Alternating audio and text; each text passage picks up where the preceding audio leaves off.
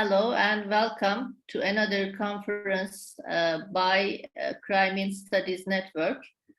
This is our third conference and the first conference in English. And we hope to have these conferences monthly from now on. And we already set up a website and we are inviting all of you to present us your small articles in English or in Turkish. We will publish them and hopefully we will work through a newsletter. That was our purpose of an edited newsletter on the situation of Crimean studies. So today we are convened in extraordinary circumstances, as you know. We strongly condemn the Russian invasion of Ukraine because it constitutes a violation of the territorial integrity of a sovereign nation and is against international law. We accept it not only as an assault on Ukraine, but the whole international peace, security, and democracy. So we believe that the best way to counter such actions is with science, with knowledge, and in order to add these kind of academic efforts, we are also preparing a letter with Professor Ostapchuk here, and also Professor Aydın is also here in consultation with them. We are preparing a letter under which we will collect signatures of scholars all around the world, and we invite all of you to participate and sign this letter. The letter will be announced either in our page or in the page Scholars for Kırım. So today we want to look at the issue of Russian invasion of Ukraine from a regional context. We already realized that through using its power in the region, right, its earlier invasions in Crimea, occupations of Crimea, Donbass, Moldova, right, Georgia, Russia has strengthened its position and prepared its vicious attack by using these already occupied places.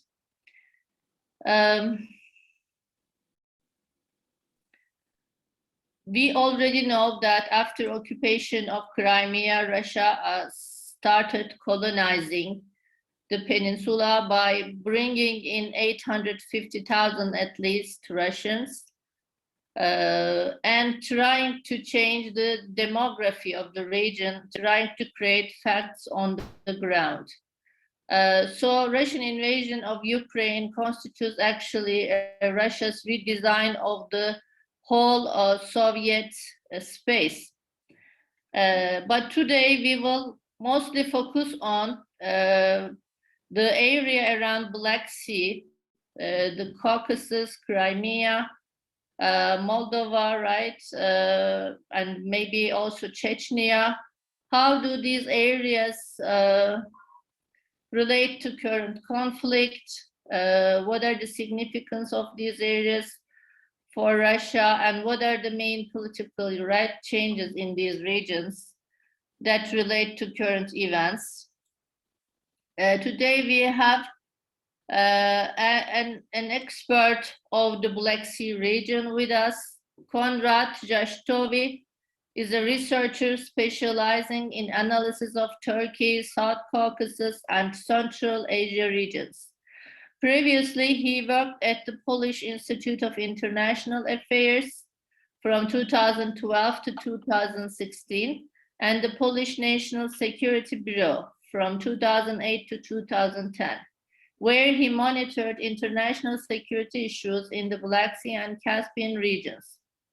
He received his doctoral degree from the Faculty of Oriental Studies at the University of Warsaw and is a graduate of the university's Institute of Ethnology and Cultural Anthropology and East European Studies.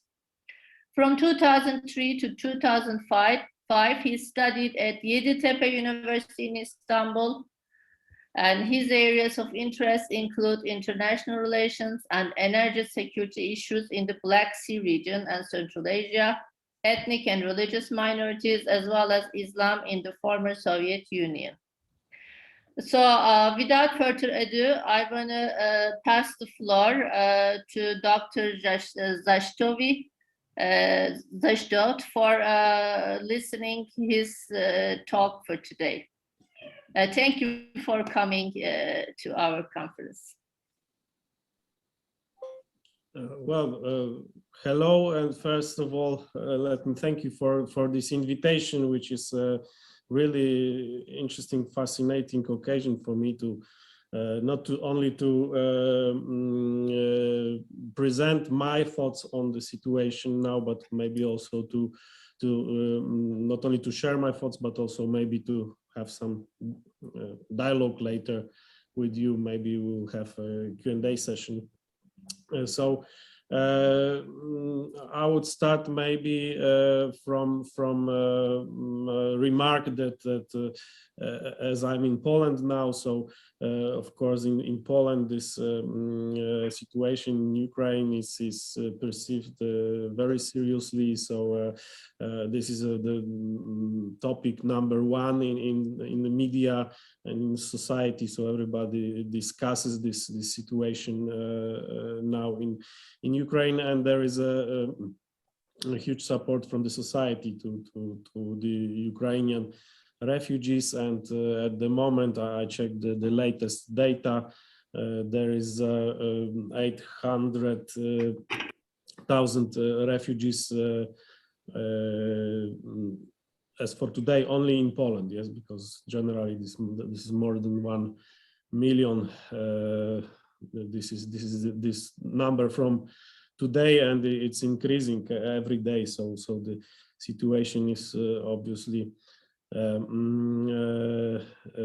dramatic, and it influences maybe even more Central Europe and East Central Europe than the Black Sea region, possibly. But still, it has also a huge impact on the Black Sea region and on the Caucasus region, and also I would add Central Asia region, which is also these events, developments in Ukraine, or the outcome of this war will have also a tremendous impact on the situation of countries like Kazakhstan, Kyrgyzstan, or Uzbekistan. So it's also very important for Central Asia. Okay, so but as I promised, I will start with Caucasus countries. So here also we should divide into the situation on the North Caucasus. So, for example, in Chechnya, which is also the regime, Ramzan Kadyrov's regime is involved in this Russian invasion to Ukraine. So this is one important topic which I will discuss. But maybe starting from the South Caucasus, so those three South Caucasus states, Georgia, Armenia, and Azerbaijan. So it's maybe starting from Georgia, yes. So first of all, what I saw in the beginning of this Russian operation, which started with the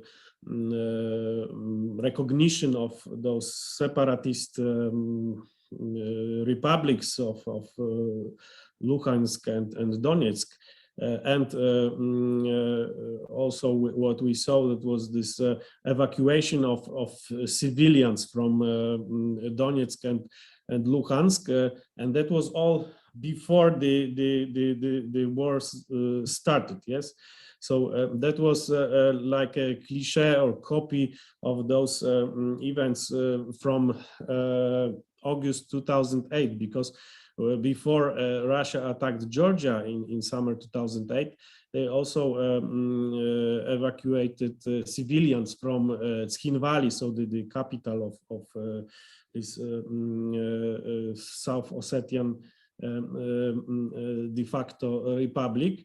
And that was, of course, to show to the world that something worse is going to happen, and the other side is aggressive and it's going to start the war. So in case of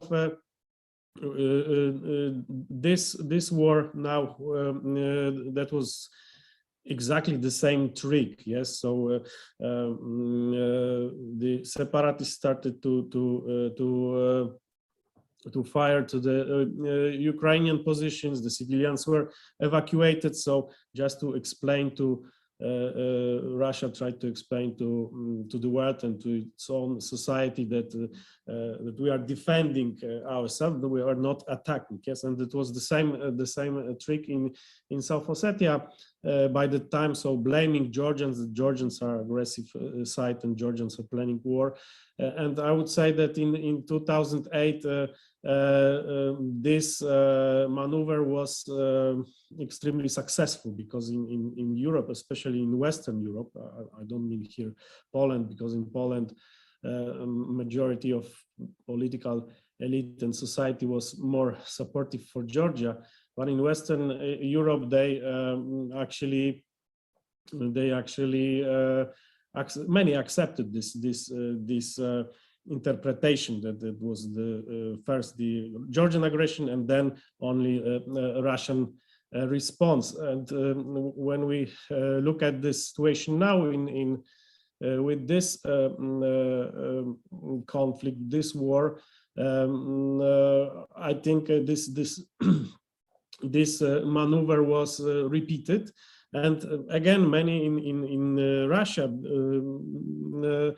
believe that that was true. That the Ukrainians were planning to attack to these separatist entities and to regain these territories and to have this full territorial integrity. But I think this time in Western Europe, not many people believe that that was true, that there was such a plan. It was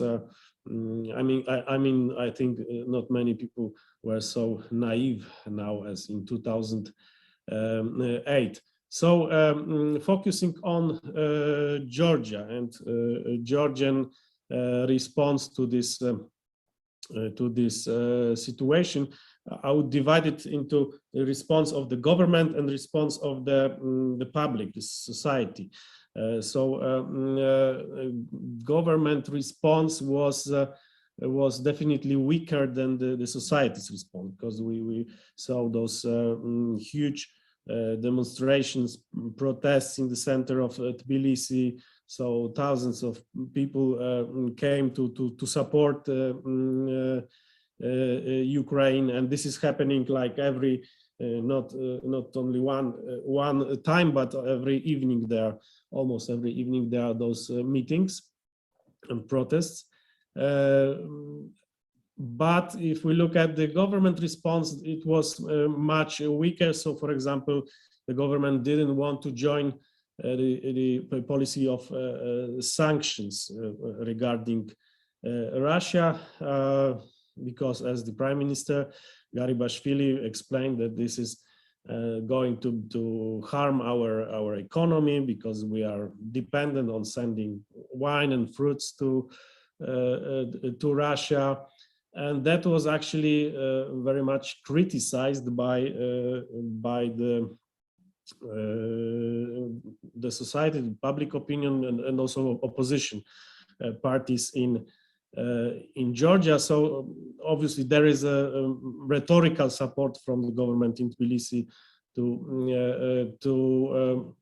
Ukraine, but but they are very reluctant in this policy regarding Russia. So, for example, there was a case when some volunteers from Georgia wanted to go to fly to Ukraine to join the fights and support Ukrainians, but the government somehow stopped them at the airport and said it's impossible to go to Ukraine. So they interfered in this action, although it was non-governmental, like they were just volunteers. Yes. I would sum up this Georgian issue of Georgian reaction. I think it's in case of the government in Tbilisi, they are still afraid of the reaction of Russia. So it's not only about those economic losses, because of course, if there will be sanctions, there are also sanctions. There will be also sanctions from the side of Russia. So they will not buy Georgian wine, but this is not the biggest problem. I think they are afraid of any actions, Russian military actions, especially in the regions, in the separatist regions, Abkhazia and Skhin Valley region, South Ossetia. So I think this is the main reason. Okay, so then we have very briefly about Armenia, which obviously try to stay neutral. Stay neutral because Armenia tries to have this good relationship with Western countries, but it's totally dependent on Russia. So they try to stay, let's say, silent, not to support Russia. But even this is very difficult in their situation, because obviously they are pushed, they are pressed to support Russian actions, Russian aggression towards Ukraine. As long as they manage to stay neutral, I think it's already a kind of a success of Armenia not to manage, not to be forced to join Russia, support Russia. And of course, we have Azerbaijan, which is the biggest country, the most important country of South Caucasus, and this Azerbaijani response is maybe the most interesting and also very complex. So we have to analyze it, this Azerbaijani response to war in Ukraine. First of all, I would say that before the war started, President Aliyev tried to somehow balance this relationship with Kiev and when in Moscow. So he visited Kiev, then he had another visit in Moscow, which happened to be exactly on this day when Putin announced that it's recognition of those Donetsk and Luhansk republics. So the timing was quite bad from the point of view of Azerbaijan, because obviously I'm sure they didn't know that it will happen on the same day, but they had also this plan to sign this serious agreement with Russia regarding many important spheres of cooperation between Azerbaijan and Russia. So I would say that was a very bad timing, and it from the point of view of a third country, or from the point of view of Ukraine, it looked like a kind of a support for Kremlin from the side of Azerbaijan, which of course the Azerbaijani diplomats they are denying this. They are saying that it's not the case here. And of course, I should mention that there was there was also support from Azerbaijan still to Ukraine. So, for example, we have this Sokar state oil company of Azerbaijan gasoline stations in Ukraine. So Azerbaijan declared that they will give this fuel for free for the Ukrainians defending themselves. So that was a very important gesture. So there was also humanitarian help, but of course Azerbaijan is also very reluctant not to spoil its relationship with Kremlin. And the situation is very difficult, especially after 2020 war, when the Russian so-called peacekeepers entered the Nagorno-Karabakh region. So that changed much, because before 2020 there was no Russian soldiers in Azerbaijan. There were soldiers in neighboring countries, of course, in Georgia, in those occupied regions of Abkhazia and South Ossetia, and obviously in Armenia, Gyumri, the biggest Russian military base abroad, but not in Azerbaijan. And now it's a different situation, because there are Russian soldiers in Nagorno-Karabakh, and we don't know if after this. So according to the agreement, after 5 years, so in 2025, both sides should decide whether they need Russian peacekeepers or not. But I'm afraid that it will be difficult for Azerbaijan to get rid of those peacekeepers, because for Russia it's an important political tool to influence Azerbaijan and to keep this conflict going on, because this conflict for years it was a kind of most important tool for Azerbaijan to influence actually both countries, both Armenia and both Azerbaijan. So this is briefly about the three South Caucasus countries.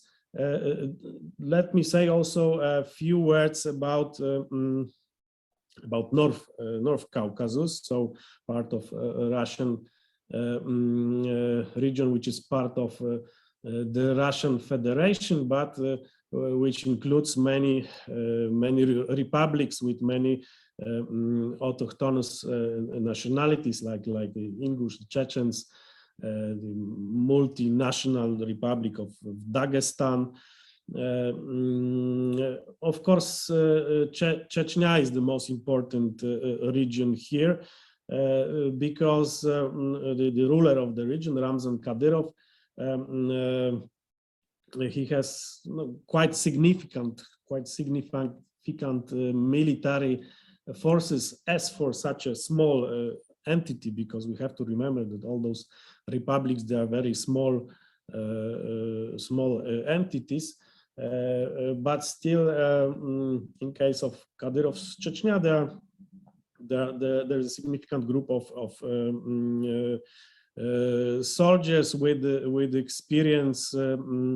They have experience from many conflicts. So they were sent to Syria. They were sent to eastern Ukraine, to Donbass, to fight there. They were joining also some private military, Russian private military companies, like the Wagner group fighting in Syria. So those people have a significant military experience.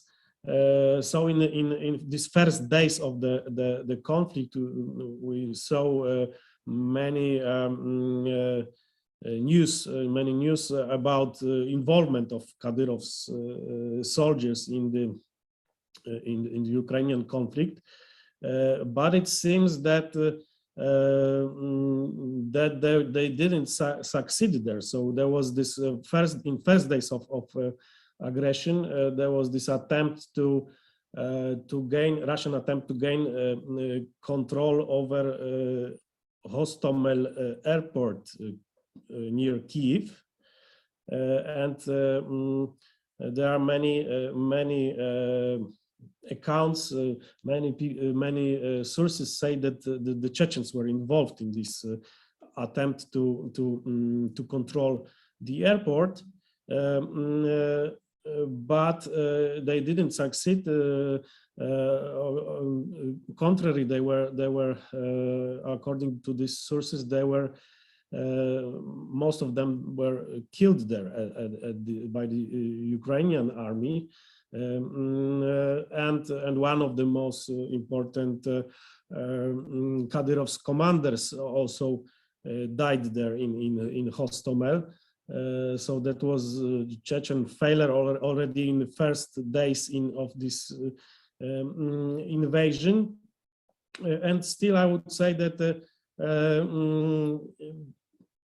even if we accept that this Kadyrov's troops, they are well trained, we have to remember that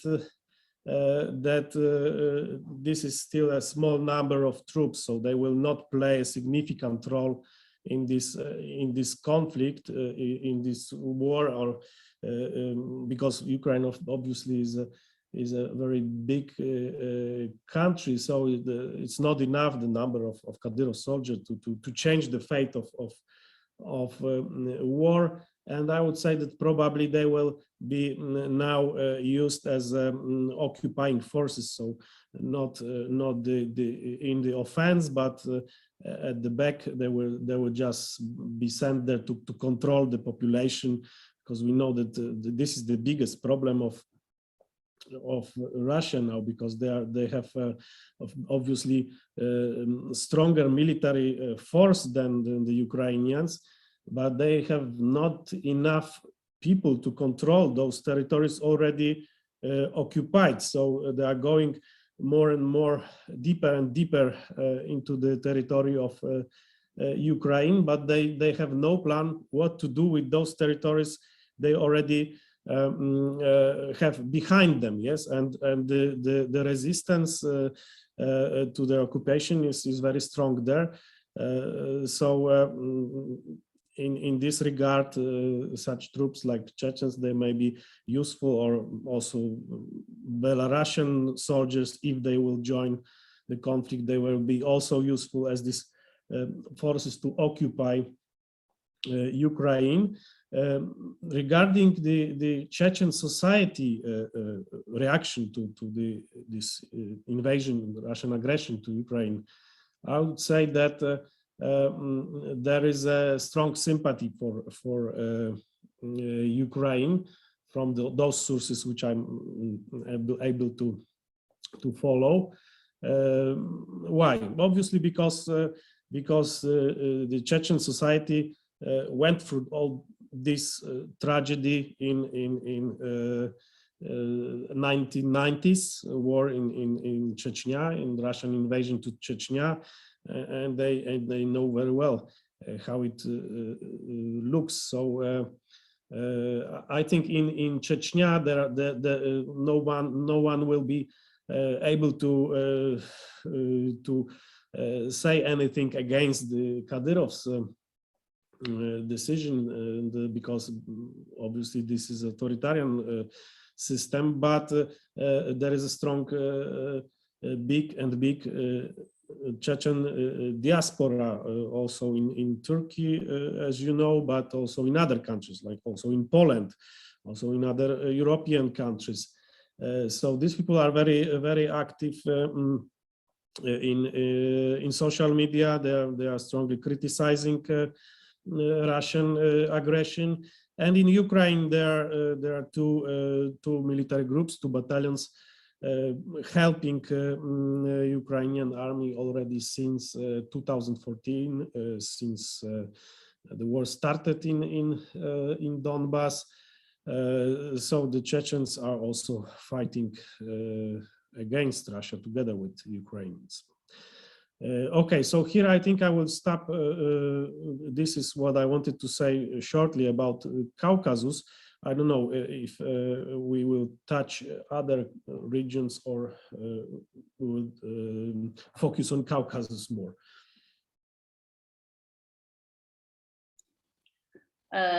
Thank you for your very interesting comments, especially since we know the situation is still rolling, right?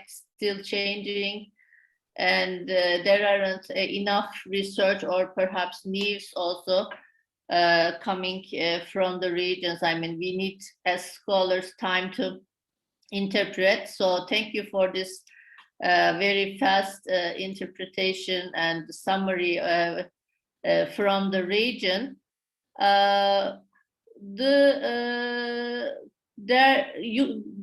If you have any questions to Professor Zasztowt, you can ask, you can raise your hand. And while you're thinking, perhaps I can start with the kind of an obvious question. What now? I mean, so Ukraine as a country aspires to become a European Union, a part of European Union and NATO, and we see the lengths Russia has gone to prevent that, right?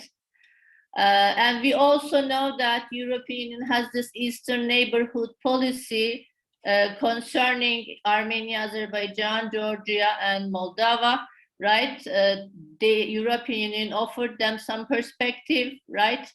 Maybe not right away becoming a member, but they, I think, started to change their law and regulations, right, in accordance with European Union. I mean, there has been a lot of funding also to democratize these countries, right? But you know, all of the things that happened in the last 10 years make us reevaluate, right, this post-Soviet history. I mean, what now? I mean, what do you think it will be their orientation now? Do you think they will still aspire to become a part of EU, or will they be too scared as Russia intended? And will they fall into Russia's fault, right? Okay, thank you for this question. I see here two scenarios. So it's of course depends on the outcome of the war, because we don't know how the war will end and when it will end, because it's impossible to predict this at the moment. But let's assume the positive outcomes. So the Russians are Russian lost the war, and then they go home. Yes, and what happened in such a situation? I think it will be a very positive moment, because eventually Europe started to be more aware of the situation in Ukraine, of the society of Ukraine, and it will probably be more eager to let Ukraine to integrate with the European Union, maybe to start the accession process. Yes, so this is the best possible solution I see here, and possibility. But this is of course if there will be a kind of happy end of this tragic story, which we see now. And of course, I can say the same about Georgia, because Georgia, Moldova, and Ukraine, these three countries which are most active in this cooperation with the European Union and attempt to integrate with the European Union, so far within this framework of the Eastern Partnership program of the European Union, which was once very positive idea of the European Union, because it helped these countries to have this visa-free regime, so people may travel to Europe without visas. many of those citizens of these countries work in European Union. So, for example, in Poland, we have lots of workers from Ukraine, from Georgia, also from other countries. So that was the positive outcome of these association agreements, and association agreements were a result of this Eastern partnership program, obviously also economic integration, so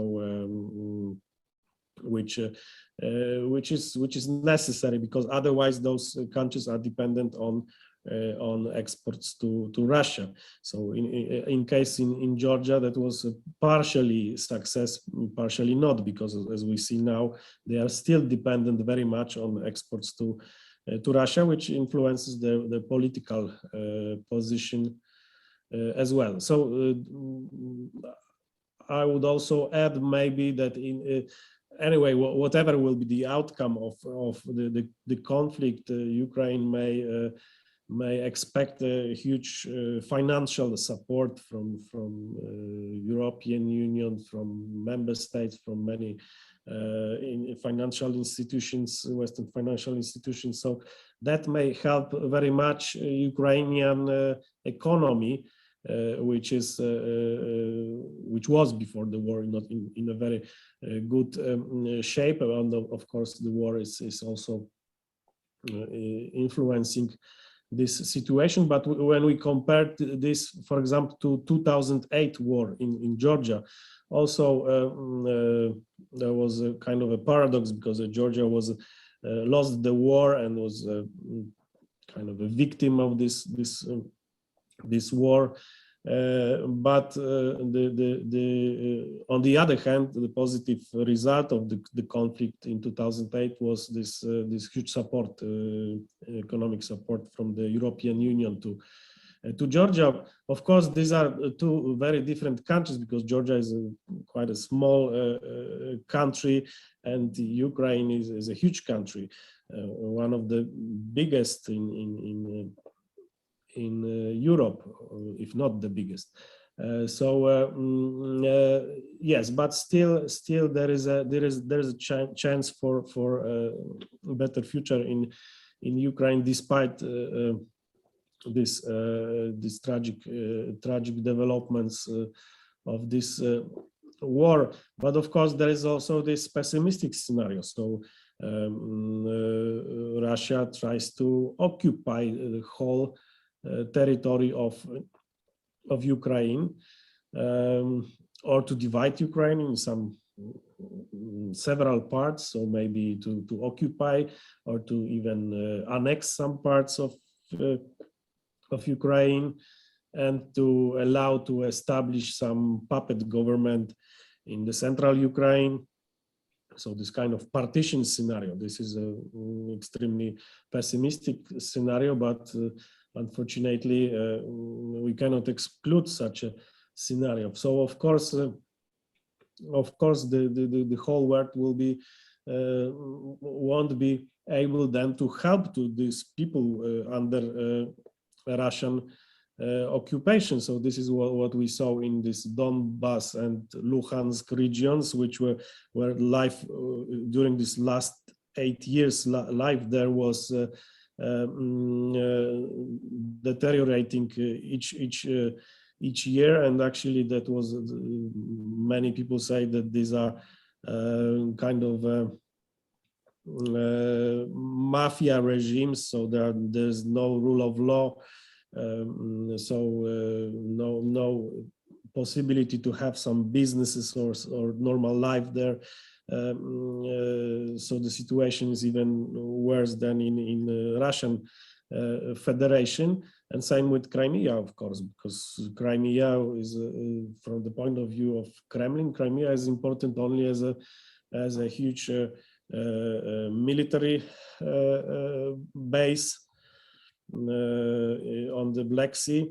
And actually they don't care much about the development of this region. So the only thing they did was construction of the bridge. but even this construction of the bridge didn't help much to develop tourism or generally economy of Crimea. And also it's not easy for the West, the European countries to help those people there under these occupational authorities. So if more parts of Ukraine will become what Donbass and Donetsk People's Republic and Luhansk People's Republic is now, that will be a tragic scenario. That will be very, very sad outcome of this war. But obviously this is still possible because of the military strength of Russian army. Yes, so yeah, but I don't want to go into the scenarios what may happen during this war, because it's extremely difficult to predict now. Okay. Yes. I forgot maybe to mention, excuse me, to mention Moldova. Yes, because Moldova also is the country which has this pro-European democratic government of Maia Sandu, and but Moldova also has the problem with the territorial integrity. So there is the Transnistria region where the Russian soldiers are, and this is also extremely dangerous moment, because these troops from Transnistria, they may be also used now in Ukraine, so to occupy the region of Odessa and the city of Odessa, one of the most important cities for the Ukraine, because not only because it's one of the biggest cities, but this is the most important seaport of Ukraine. Okay, we have a question, Professor Zasztowt, from Sezai Özçelik. Yes, Sezai, if you can ask your question yourself, that would be great. Thank you for your... and your video is not working? Yes. Oh, okay. I have two questions, Konrad, Mr. Konrad. What did NATO do in 2008 in Georgia conflict, Georgia-Russian conflict? And the second thing is, if I remember correctly, Turkey, the United States has sent a military hospital ship for humanitarian reason, and Turkey, if I remember correctly, hasn't given permission to access the Bosphorus and Straits. And this time is different. Do you think this time is different? Turkey may give permission. There is no right now any request, but do you think this time will be different from the last time? Thank you. Mm-hmm. Okay, so regarding this historical case of 2008, I think initially Turkey blocked some passage of some U.S. warships to or this hospital ship to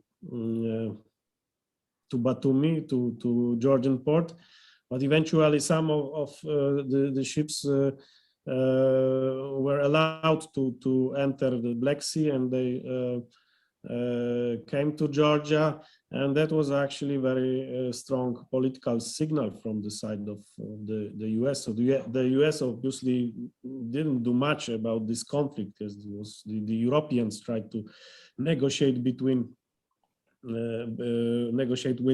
the Kremlin. But the fact that these ships were there on the Black Sea, it was I think still a factor which influenced the decisions in Kremlin. And obviously, I said in the beginning that 2008 conflict in South Ossetia started similarly as this war now, but obviously the scale of the conflict, and the extent of invasion by Russia was different there. Then that was a small and regional conflict. Now it's a huge war, and in a huge country, which is Ukraine. Regarding NATO, there was this Bucharest summit, as you probably remember, in April 2008. So the decision of the summit was that Georgia and Ukraine someday may become a members of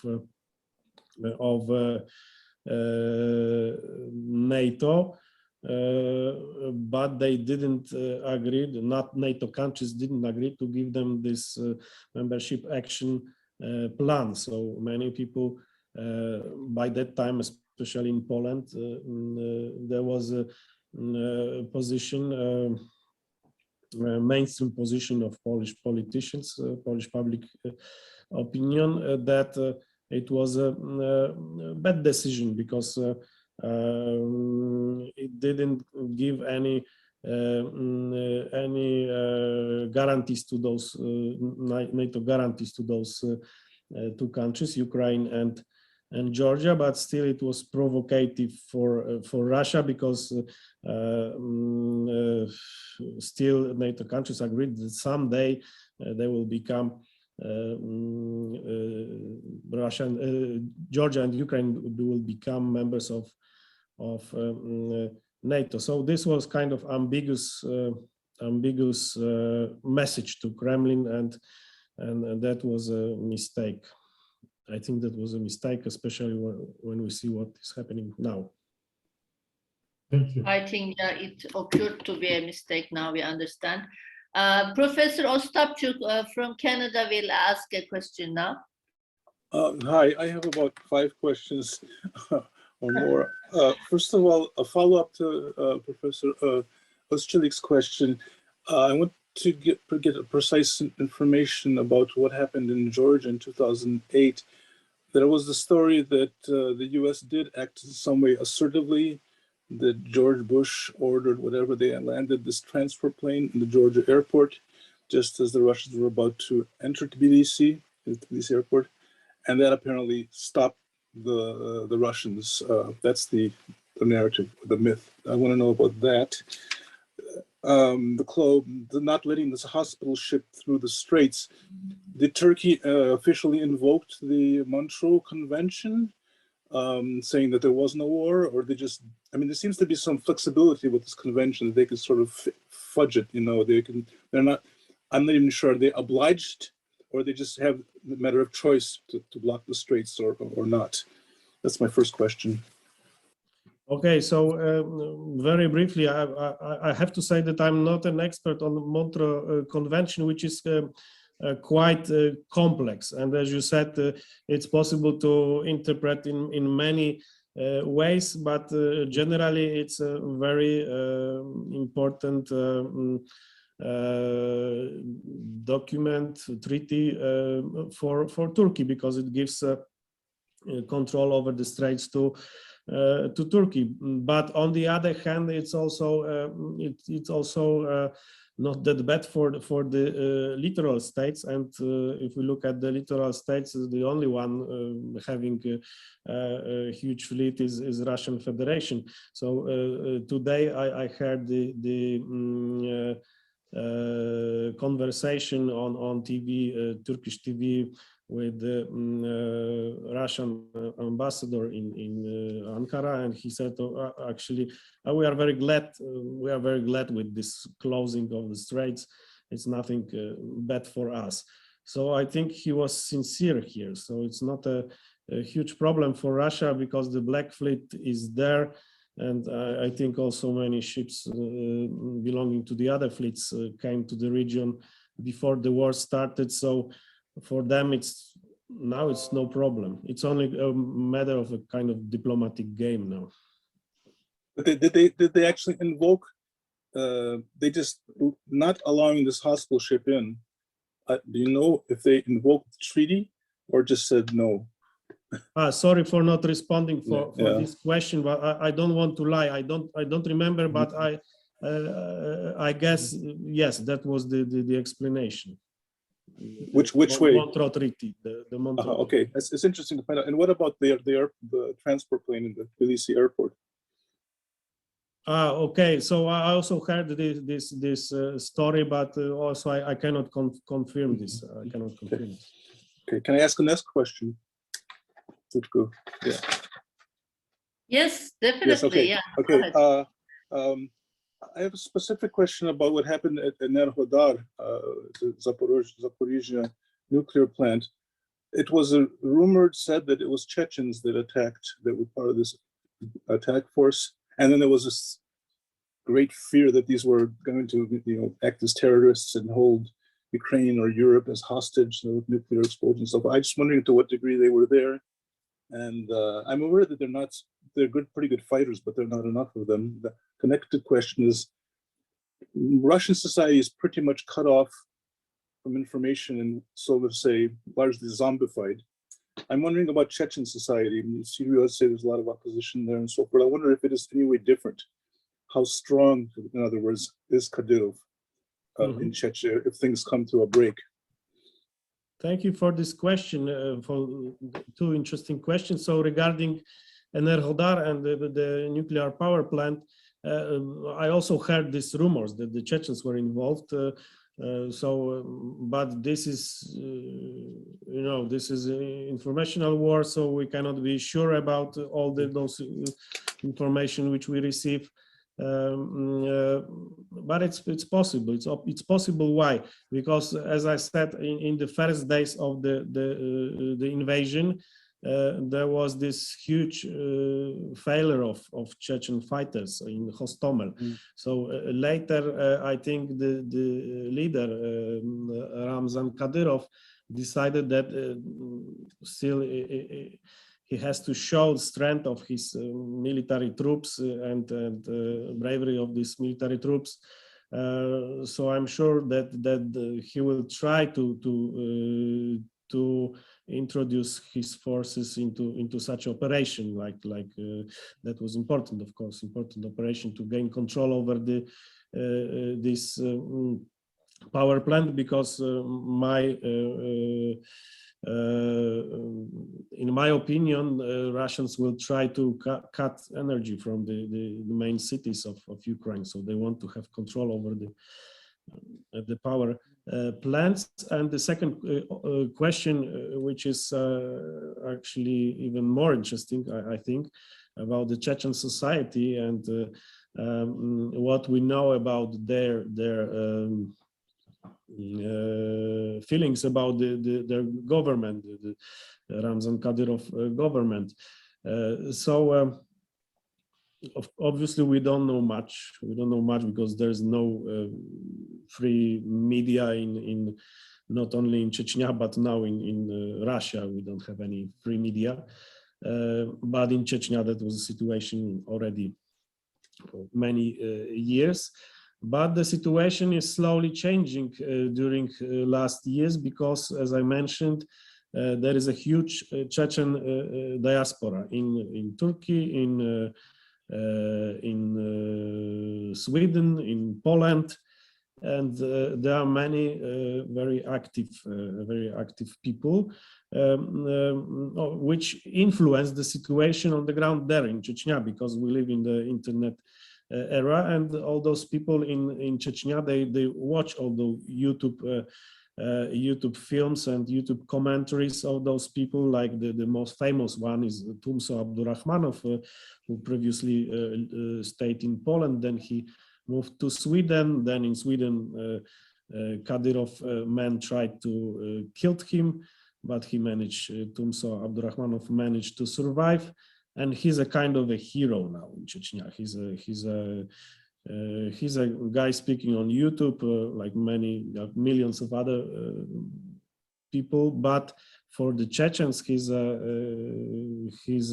leader of the opposition, and the same thing is going on with with the diaspora in Turkey, as far as I know. So there is another guy, Khalitov, if I'm not wrong, and he's also not that famous. He's maybe not that famous as Tumso, but he's still also he has his audience in Chechnya.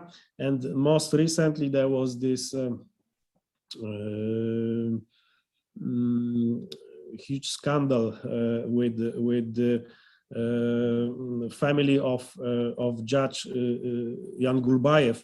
So his wife was kidnapped from central Russia, from Nizhny Novgorod, by Kadyrov people and brought to Grozny simply as a hostage, to force the judge, who was in opposition to Kadyrov, also to come to Grozny and to be imprisoned there.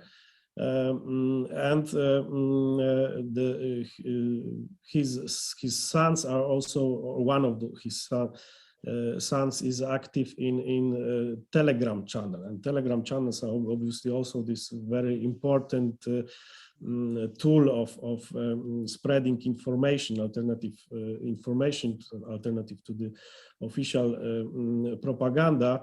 And there is this channel One Adat, which is extremely popular now among Chechens. Obviously, it's also dangerous to follow this One Adat channel, because if police in Chechnya find that someone has this is a follower of this channel, it's like it may mean tortures and prison, of course. But still there are many followers, and that means not only that they are getting these messages from abroad, but they are also sending messages from Chechnya to those who are administrating or sending content in this channel. So that's how they are.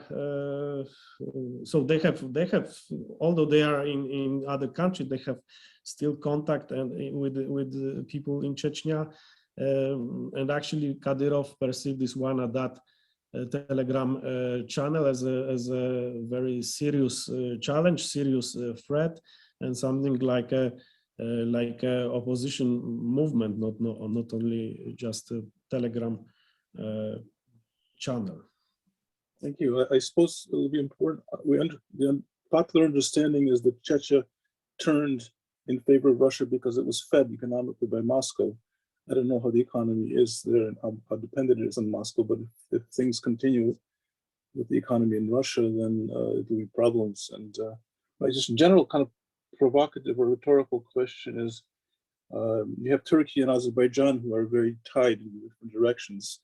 And if push comes to shove, if things get very serious, I wonder which country will make a decision first to break with Moscow or not. Thank you. Okay, so one comment about the economic situation of North Caucasus. Obviously, it's dependent on subsidies from the federal budget, and actually Moscow was buying peace and buying stability with these subsidies. And the same Kadyrov. So Kadyrov was able to control somehow Chechnya, not only with this terror, but also with some progress, economic progress, with money from Moscow. But it's not going to be the case now with this economic situation after sanctions. So we may expect some reaction to this economical change in North Caucasus as well. I mean, the society's reaction. And the question about who will be more brave regarding Putin, President Aliyev or President Erdogan, it's very difficult for me to answer.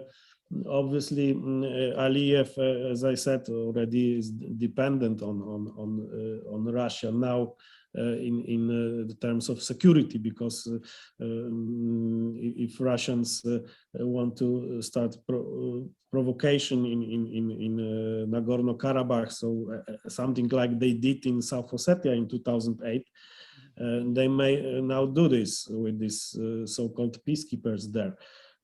So that's why I think Aliyev will be very careful in his with his wordings, at least in contacts with Kremlin. Obviously, there are many other possibilities for Russia to influence situation in Azerbaijan, because there are some. There was a huge change in recent years, generational change. So, for example, generational change in the army. So all those old Soviet generals, officers with the Soviet background, they were changed with the new ones, and the same happened with many politicians, many ministries. But still, I would say that this new, among these people from the new generation, there are also many people with quite strong relationship with some people in Moscow. So it's we cannot exaggerate that this generational change cut off elite in Baku from Moscow. It's not true, I think. Okay, and regarding Turkey, I think Turkey is still what I see from these reactions in recent days is that Turkey is trying to still to balance between Ukraine, West and the West and Russia, and this issue of Montreux Convention and closing of the straits is a best example, because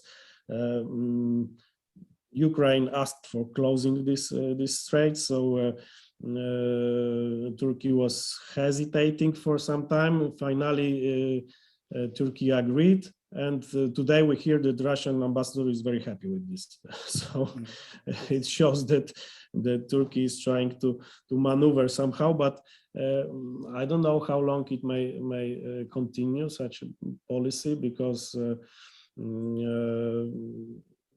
first of all, I don't think it's realistic. Turkey would like to be a mediator between Russia and Ukraine, but I don't think it's realistic. Just because Russia doesn't want. And from the point of view of Russia, that would show that Turkey is an important player in the region, or globally important player, and Russia prefers to see Turkey as a regional power and to see itself as a global power. So that's why Putin will not come to Antalya, I guess. It looks like maybe Azerbaijan and Turkey will decide together, since Azerbaijan is also dependent on Turkey to some extent. But as given the performance of the Russian army in Ukraine, one wonders how well they could keep hold of all these places in the Caucasus and be such a major factor. It's another interesting point. But yeah, final point is that I'm wondering to what degree Turkey has been very smug. Yeah, the Straits thing was pretty obvious.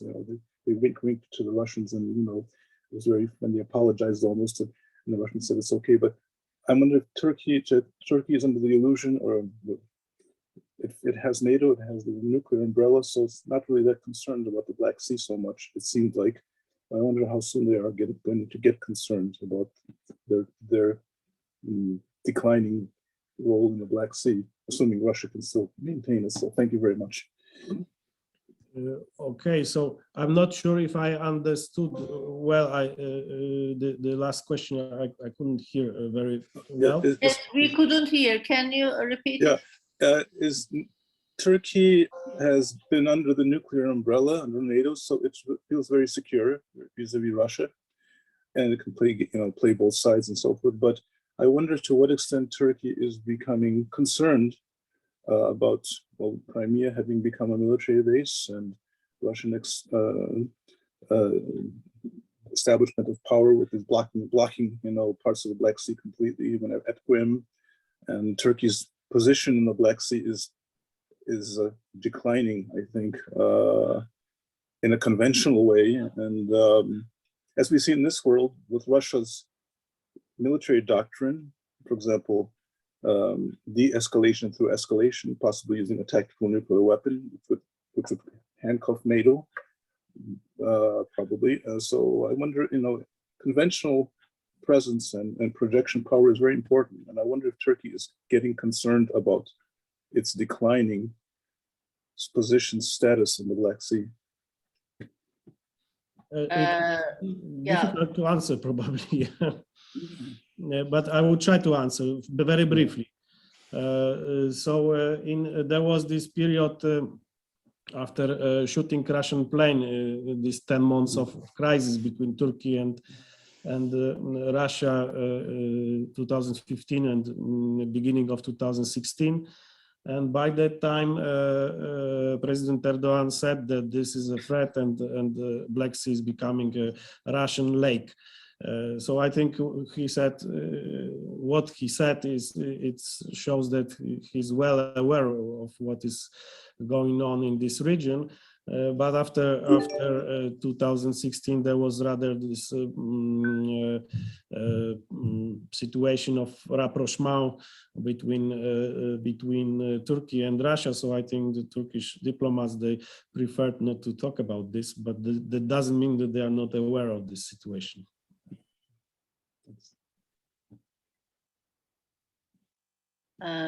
Okay, I think we have one question by Burak.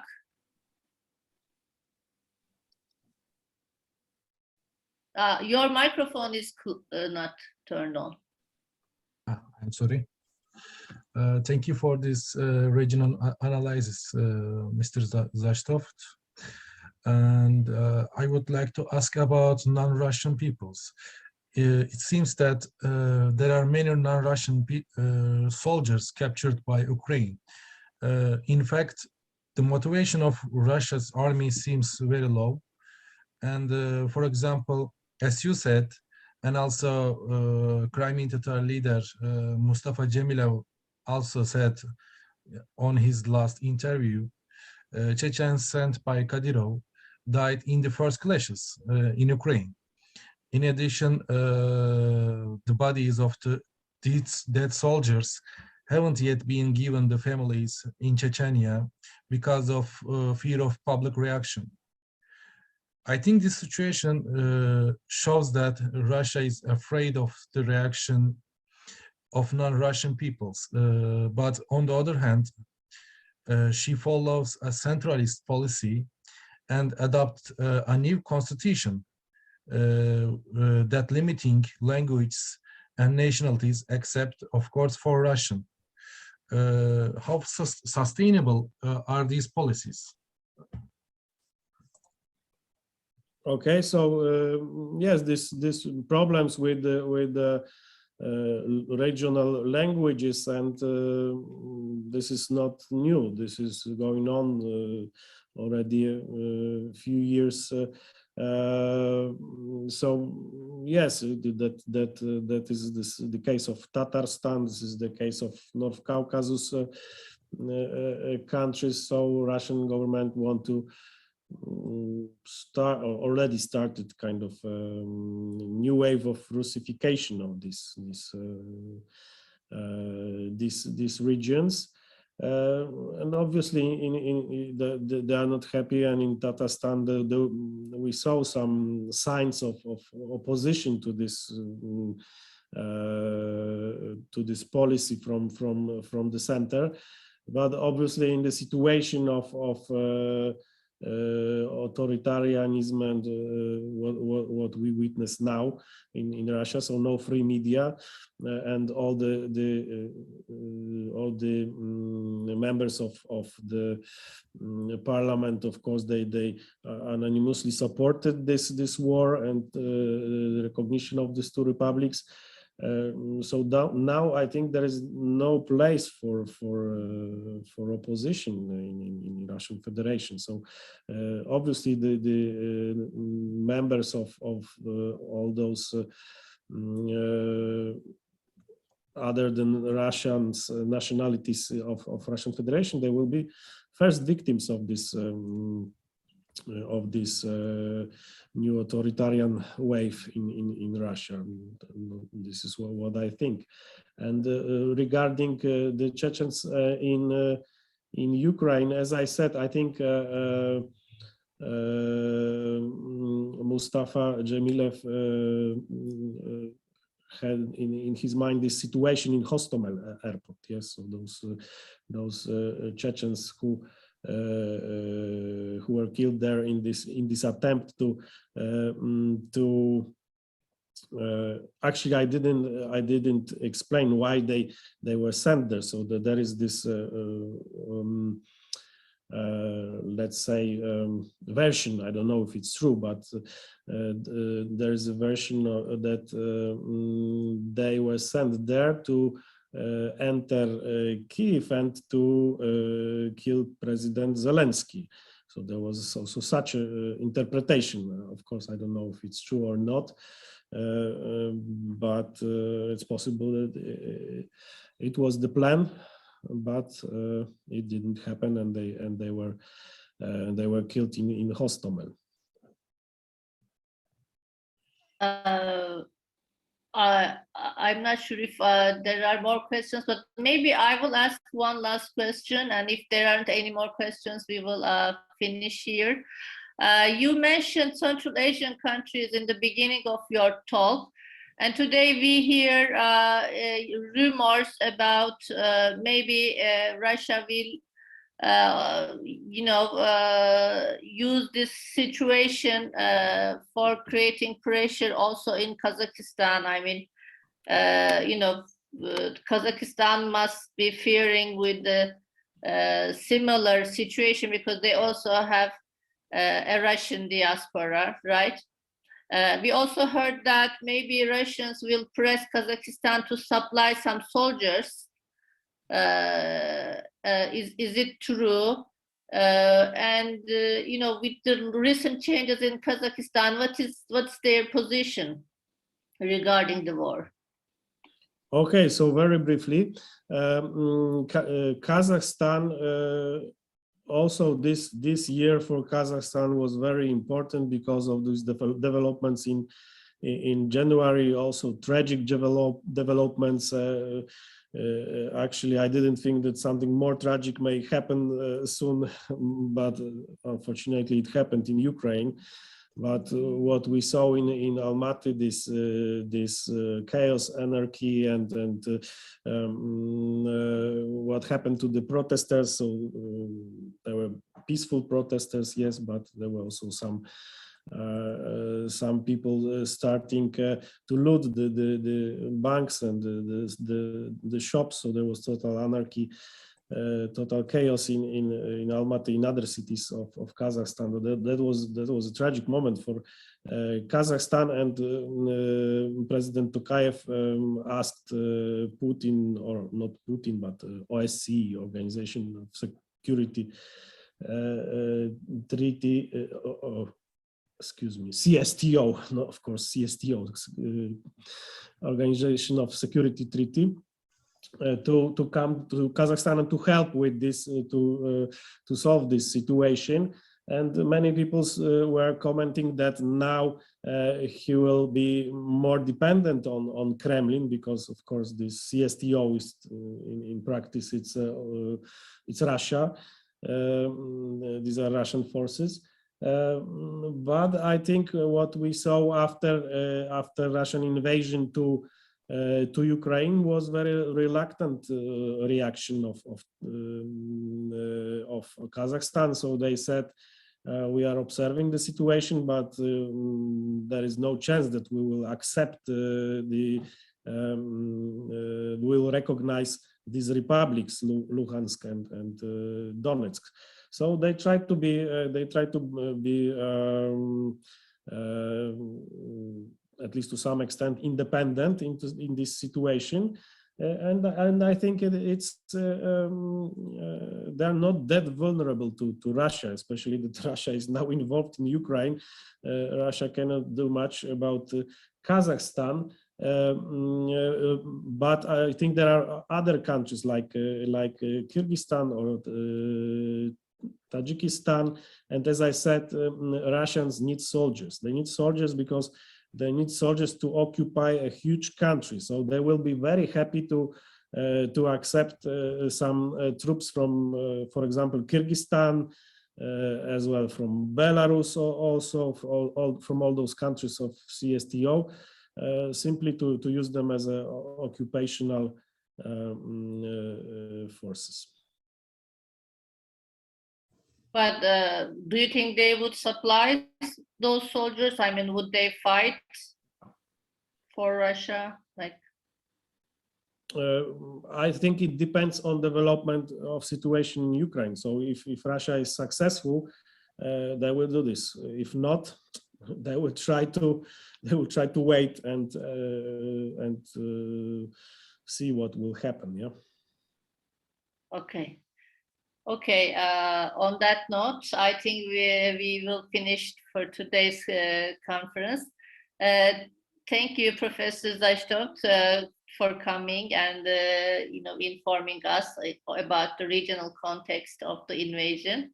And thank you for all of you for participating. And we hope to see you in our future seminars. Thank you.